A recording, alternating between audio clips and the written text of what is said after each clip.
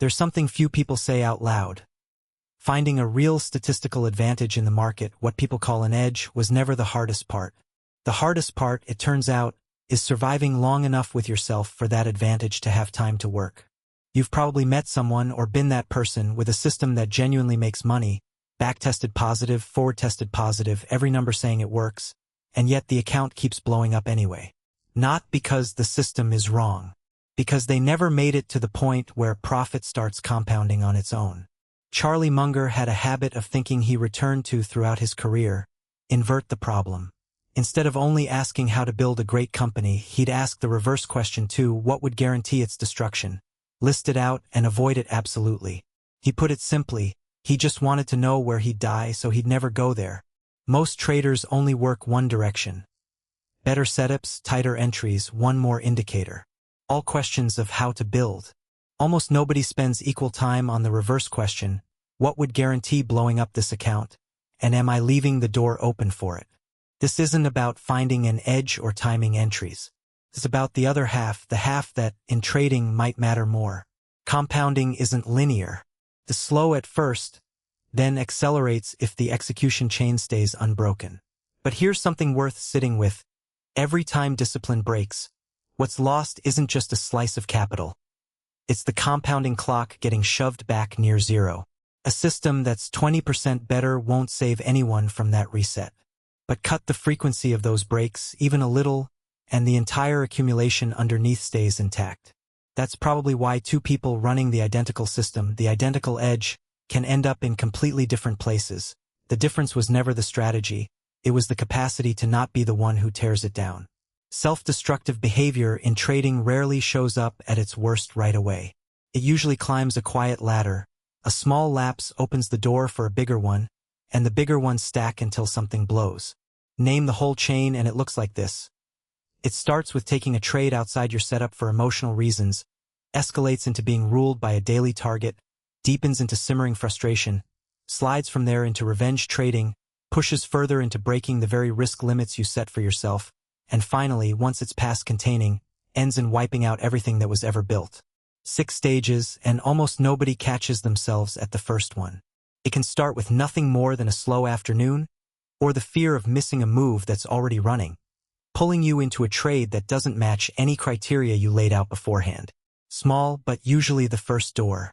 Then there are days when the target you're chasing quietly takes over your attention, and the last trades of the session get rushed, sloppy, sometimes stretching past the window you'd set for yourself. At that point, the target has stopped serving the process, and the process is bending to serve the target instead. A layer deeper is a low simmering frustration about the small size of the account, about money already lost, about the distance to the number you want. This might be the single most important threshold in the whole chain, because from here, the odds of sliding into something worse rise fast. Left unchecked, it turns into a kind of revenge against the market, doubling size right after a loss, or taking a trade with no valid setup at all, the moments where emotion has fully replaced judgment. From there, it's a short step to breaking the risk limit you once took seriously. Adding money to the trading account even after the daily max loss has already been hit. And the end of that ladder is moving your entire reserve capital, the part that was never supposed to be touched, straight into the account that's live. It only has to happen once at exactly the wrong psychological moment to erase what took years to build. Plenty of people think awareness is enough. I know I'm doing this, I'll stop myself. But there's a paradox here. The very state that pushes you toward these behaviors is what weakens your ability to catch them. Nobody should fully trust their own judgment at the peak of an emotional spike, because that's precisely when judgment is at its weakest. So what actually needs to happen, right at the moment of catching it? Catching a trade that was taken out of boredom or fear of missing out, the right move isn't forcing yourself to refocus immediately. Attention is already compromised at that point. Just stop for 15 minutes. No trades. Enough time for the emotional spike to settle without derailing the whole session. A step heavier is when the daily target starts driving decisions. The response needs to go further too.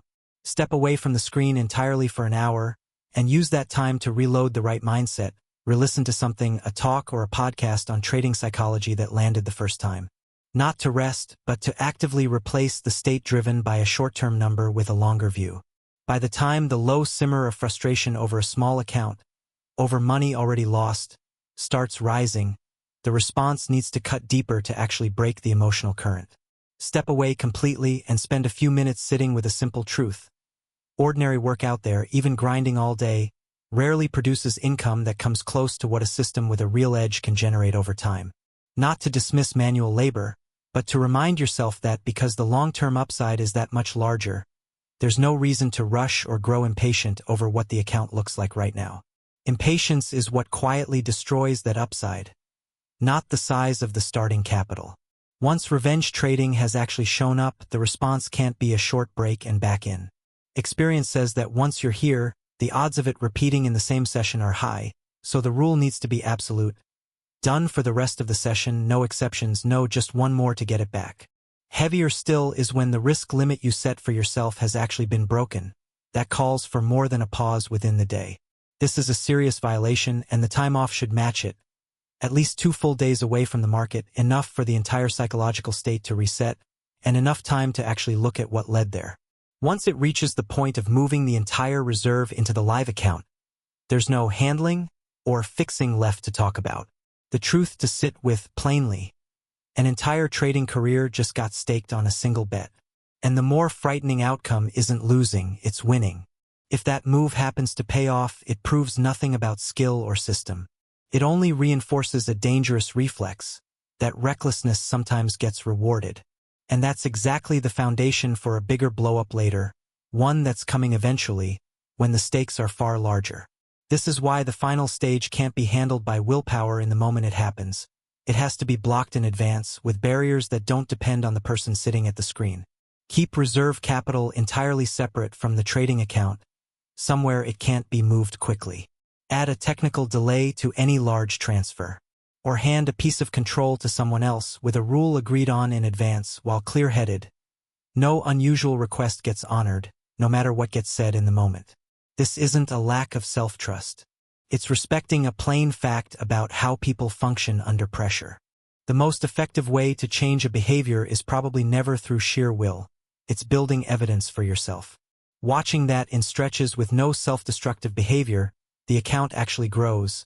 A new belief starts forming, built on real data, not a line you repeat to yourself. That belief, given time and repetition, gradually replaces the old reflex. For that loop to actually run, 3 things need to happen consistently. Log every time a behavior shows up, at what level and how it was handled. Cross-reference that against real results, turning a subjective journal into objective evidence. And track the trend over time rather than any single instance. The low simmer over a small account might never fully disappear, but its intensity and how fast you recover from it should keep shrinking. That's the real signal the belief replacement is actually working. Having an edge is only the necessary condition. The sufficient condition is making it the whole way without being the one who tears it down. If a genuinely profitable system still isn't growing an account, maybe the question worth asking before doubting the strategy is the problem in the method, or in a chain of behavior quietly undoing it every day? Munger didn't get rich by finding one more way to make money. He got rich through the discipline of ruling out absolutely everything that guaranteed failure so that the good decisions had time to work. Trading is probably no different. What's missing is rarely another indicator, another setup, another strategy. It's a list of what would guarantee killing the account and a commitment to never go near it. The biggest opponent in this probably was never the market.